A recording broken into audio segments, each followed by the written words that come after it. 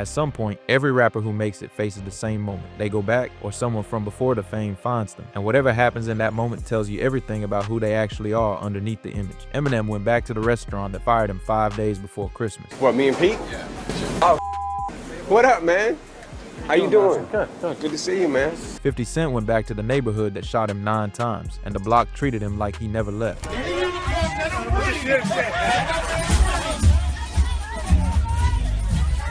Megan Thee Stallion stopped the concert dead because she spotted her middle school classmate standing in the crowd. What is my classmate from like middle school? Happy birthday! These are 9 times rappers came face to face with someone from their old life. Let's get into it. Eminem, Gilbert's Lodge. In 1996, Eminem got fired from his job at Gilbert's Lodge, a family restaurant in St. Clair Shores, Michigan, 5 days before Christmas. His daughter Haley had just turned 1 year old. He had $40 to his name. He went home that night and wrote Rock Bottom, one of the most brutally honest records of his entire career. The kind of song you can only write when the walls are actually closing in. 3 years later, the Slim Shady LP had sold nearly 500,000 copies in its first week. Dr. Dre had co-signed him in front of the entire industry. Rolling Stone put him on the cover, and when the journalist asked him where he wanted to go for the shoot, he said Gilbert's Lodge. What, me and Pete? Yeah. Oh, what up, man? How you doing? Good.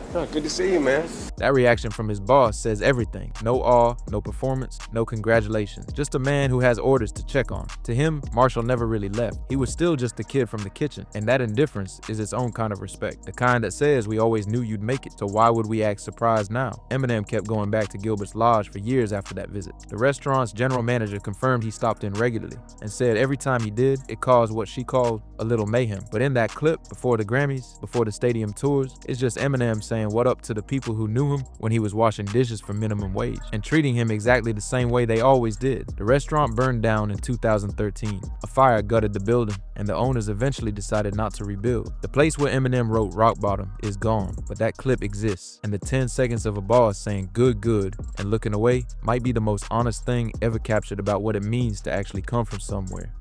Jay-Z and DeHaven, Herby. Not every story in this video ends with a warm moment. DeHaven, Herby, and Sean Carter grew up in the same building in the Marcy houses, Bed-Stuy, Brooklyn. Same hallways, same corners, same crack epidemic arriving at the same time. Before Jay-Z was Jay-Z, he and DeHaven were running together on those blocks, selling together, surviving the same environment, coming up from the exact same place. When you watch DeHaven give interviews, you understand this wasn't just a neighborhood friendship. These were two people whose lives were genuinely identical until one day they weren't. Jay made it out. DeHaven went to prison. By the time Jay was headlining arenas and building Rockefeller into one of the most powerful labels in music, DeHaven was inside. When he eventually got out, he started talking. Not recklessly, not trying to start anything, just honest. He sat for interviews and said plainly that the friendship had dissolved, that the man he grew up with 2 doors down never came back for him, the way he expected someone from those same hallways would. Look at me in my face, right? During my trial, look at me in my face telling me, yo, don't worry about it, bro. I got you. And I never see him again. In 2009, Jay walked Oprah through Marcy himself, pointed to apartment 5C, walked the same sidewalks where everything that would eventually become his music was formed. He talked about friends who didn't make it, about what it felt like to navigate a place where violence showed up in the middle of the afternoon on any given day. He never said DeHaven's name that day, but he was standing on the exact block where that friendship was built, talking about exactly the kind of loss DeHaven represents. 2 people from the same hallway. One of them became a billionaire. The other spent years giving interviews about feeling left behind. 50 Cent, South Jamaica, Queens. The difference between this entry and the last one is that 50 Cent didn't go back for a camera crew. He just showed up.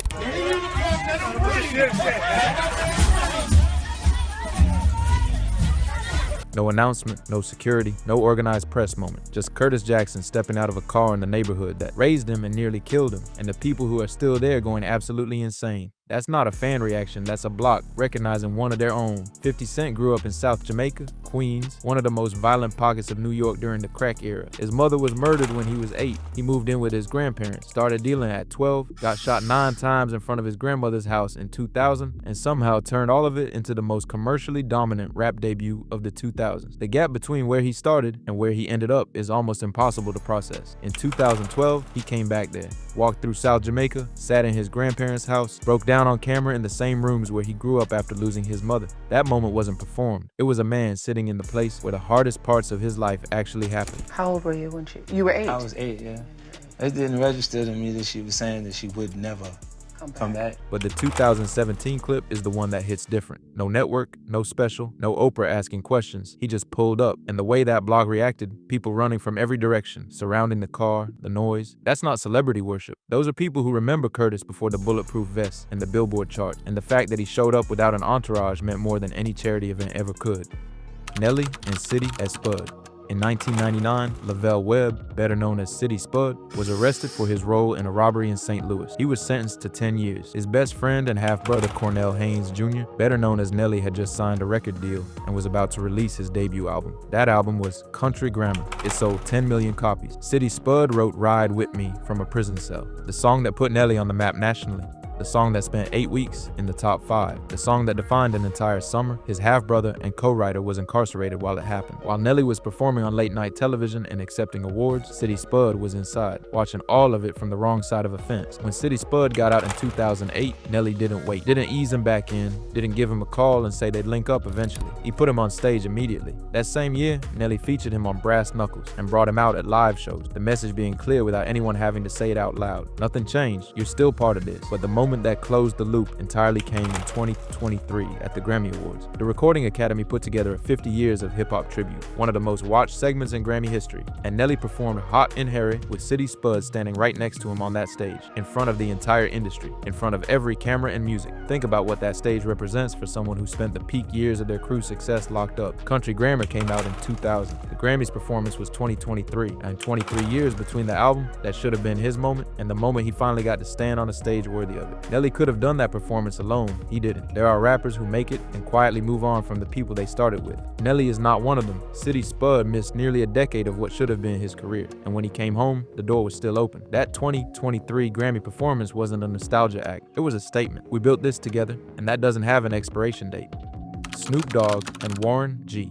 This one is more complicated than the others. Snoop Dogg and Warren G grew up together in Long Beach, California. Along with the late Nate Dogg, they formed a group called 213, named after their area code, in the late 1980s. They were teenagers writing rhymes together in the same neighborhood, building the same sound that would eventually become one of the most influential movements in hip-hop history. Warren G was the one who introduced Snoop to Dr. Dre. That introduction changed everything. Dre heard Snoop, signed him to Death Row, and within 2 years, Snoop Dogg was one of the most famous rappers on the planet. Warren G went a different route, signed elsewhere, put out Regulate in 1994, had his own success, but never reached the level that his childhood friend did. And as the years went on, the gap between their trajectories quietly became a source of pain that neither man fully addressed. I was trying to get downstairs to get down in the back because I had my son with me, and he was home from the NFL, so I was like, I want to take my son down there so he could see Dre and see Snoop and everybody, because he hadn't seen him since he was in the NFL, so couldn't even get backstage. I called everybody I knew. Nobody would answer their phones. I couldn't get backstage, none of that. In 2025, Warren went public about it, said he couldn't even get backstage at the Super Bowl halftime show where Snoop performed. Not a beef, not a war of words, just a man saying out loud that he felt like his childhood friend had moved past him without looking back. For someone who literally handed Snoop the key to his entire career, that stings in a specific way that money and success can't fix. Snoop responded on The Breakfast Club, and to his credit, he didn't dismiss it. He called Warren probably the best friend I got, the only person who understands me the way he does. But then he said something that was more honest than most rappers ever get in interviews. He said there was pain between them that had never been fully addressed, that the music industry took his friend to one place and took him somewhere else, and they never sat down and properly worked through what that meant for their friendship. Warren G, probably the best friend that I got that only me and him understand each other. Like the passion that Warren G has for me and had for me as an artist in the beginning it's like Don King, like a promoter who promotes a fighter. You think about how he brought me to Death Row, but Death Row didn't sign him. That's crazy. So there's a lot of animosity and frustration and anger in him off of that. Not at me, but at the situation at home. So it's like these are things that we never had a chance to like fully get an understanding on because it's pain. Two kids who started in the exact same place, same block, same group, same sound. One of them became a global icon. The other spent decades watching from slightly outside the circle. And the most painful part of that clip isn't the tension. It's Snoop admitting they both knew something was broken and never fixed it. Sometimes, the reunion that needs to happen most is the one that keeps getting postponed. Meek Mill Elementary School. Most rappers give back from a distance. A donation here, a charity partnership there, a press release, and a photo op. Meek Mill walked back into his old elementary school in person and didn't tell a single kid it was coming. In 2018, students at James G. Blaine Elementary School in North Philadelphia filed into their auditorium thinking it was a regular assembly. Principal walks them in, they sit down, the curtain is closed, then it opens. We welcome Mr. Meek Mill. Meek Mill attended that school as a child. Kindergarten and first grade, North Philly, Strawberry Mansion, one of the most underserved neighborhoods in the city. The same neighborhood that produced the street life that would eventually cost him years of his life cycling in and out of the criminal justice system. He came back with 6,000 backpacks full of school supplies, enough to cover every student at Blaine and 11 other Philadelphia schools. Meek had been released from prison only months before this visit. He'd spent 5 months inside on a probation violation that sparked a national conversation about criminal justice reform. He walked out of jail, linked up with Puma and Rock Nation, and one of the first things he did was go back to the school where it all started. Not for press, not for a redemption narrative. He went back because that neighborhood made him, and he hadn't forgotten it. The kids in that auditorium weren't fans screaming for a celebrity. They were children from the same streets Meek grew up on, watching someone who came from exactly where they came from standing in front of them as proof that there's a way through. That's worth more than any album rollout. Jay-Z and Dame Dash. For almost 9 years, two of the most important men in hip-hop history weren't speaking. Jay-Z and Damon Dash, Nam, built Rockefeller Records together from scratch in 1994. Childhood friends who turned a shared dream into one of the most influential labels in music, responsible for launching Kanye West, Beanie Siegel, Cam'ron, and every Jay-Z album of that era. At their peak, they were untouchable. Then in 2004, Def Jam acquired Rockefeller and offered Jay the presidency. He took it, Dame got pushed out. The label they built together was gone, and so was the friendship. What followed was years of silence, broken only by the occasional interview where one of them would say something sharp about the other. Dame watched his finances deteriorate, while Jay's empire expanded into sports, fashion, and eventually $1 billion net worth. The gap between their outcomes after the split became one of hip-hop's most uncomfortable ongoing stories. Then on August 7, 2013, they ended up at the same birthday party in Brooklyn, a celebration for Chaka Pilgrim, a longtime Rockefeller employee. They were in the same room for the first time in nearly a decade, and according to everyone who was there, Dame walked over and offered Jay his hand first. Jay took it, they talked, they laughed, they took photos. Dame posted it to Instagram himself that night. Jay had already told Angie Martinez on Hot 97 that he had nothing but love for Dame. No matter how many years I ain't seen him, the love is still there, because, what we've done was, forever be, stamped in history. Like we created something that's gonna go down forever. So it's I can only have love for Damon. Two men who built something historic together, destroyed it over business, spent 9 years not speaking, and ended it at a birthday party in Brooklyn with a handshake that nobody planned. No reunion tour, no joint album, no grand statement. Just two old friends in the same room deciding that enough time had passed. They never fully collaborated again after that night. Dame has said in interviews since that they're too different now, that the paths diverged too far to come back together professionally. But the public hostility ended. And for hip-hop, a wound that had been open since 2004 finally got something close to closure. Captured not on a stage or in a studio, but in a photograph at a birthday party that Dame Dash posted to Instagram at midnight. Cardi B, Satin, Dogg.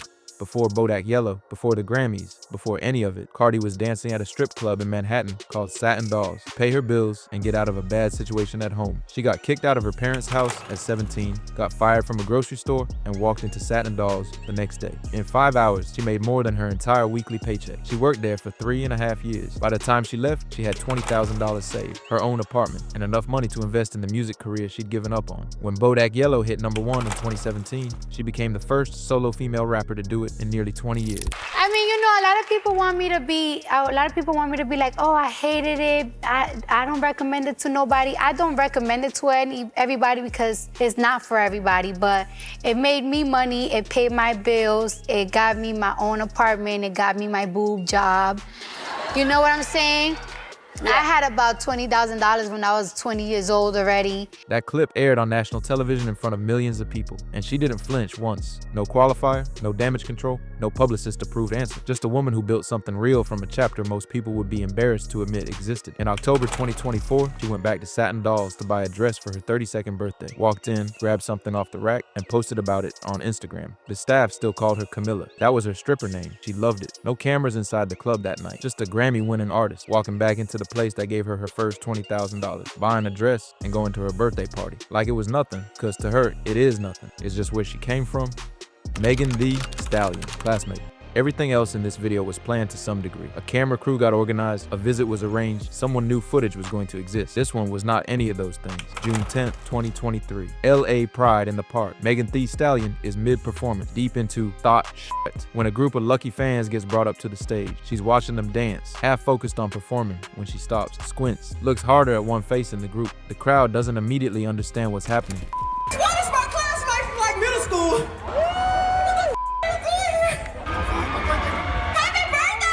Megan breaks into a full grin and pulls him in for a hug. Luis, a regular person, not a rapper, not an industry figure, just a guy from her middle school, is standing on a stage in front of thousands of people, looking like he can't believe any of this is real either. It also happened to be his birthday. That's the whole thing. 30 seconds, maybe less. No emotional backstory, no years of separation to unpack, no complicated feelings about fame and friendship. Just a massive artist in the middle of a performance, suddenly seeing a face from before any of this existed and reacting the exact same way any person would, with pure, unfiltered surprise. The smile on her face in that clip is completely unguarded in a way that's almost impossible to manufacture. Luis posted about it afterward, said Megan was always the same person he remembered from Houston, that the girl on that stage was the same girl from the hallways at school, just with a bigger crowd watching. Coming from someone who knew her before the music, before the fame, before all the noise that surrounds her now, that means something. It's the lightest moment in this entire video, but sometimes the simplest ones are the most honest. A famous person in the middle of their own show, stopping everything because they recognize someone from home. Every single person in this video made it somewhere that most people from where they started never get to go. And what you notice watching all these clips back to back is that the ones who went back actually went back, not for a documentary or a press release, but just because that's who they are. Those are the ones whose stories feel the most real. Eminem's old boss saying, "Good, good," and going back to work. 50 Cent's Block losing their minds because he just showed up. Nelly putting City Spud on the Grammy stage 23 years after prison took him away from the moment that should have been his. Megan Thee Stallion stopping the concert cold because she saw a kid from middle school in Houston standing in front of her. Fame changes everything, but it doesn't always change everybody. Drop a comment and let us know which reunion in this video hit you the hardest. And if you want more videos like this, subscribe. See you in the next one.